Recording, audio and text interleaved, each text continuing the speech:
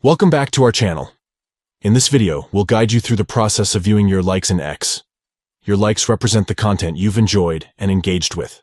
So, let's dive into the full guide. Step 1. Open the X app on your device. Take a moment to launch the app and ensure you're on the home screen.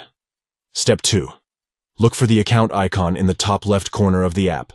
Give it a tap to access your account settings and profile. Step 3. In your profile, you'll find a slider below your name, picture, and bio. Tap on Profile, and then select Likes from the slider options. By viewing your likes in X, you can revisit the content you've shown appreciation for. It's a great way to remember the posts, videos, or articles that caught your interest. Remember to explore your likes regularly to rediscover valuable content and engage with it further. X's like feature allows you to easily keep track of the things you've enjoyed. Thank you for watching our full guide on how to view your likes in X. If you found this video helpful, please give it a thumbs up and consider subscribing to our channel for more informative tutorials and guides.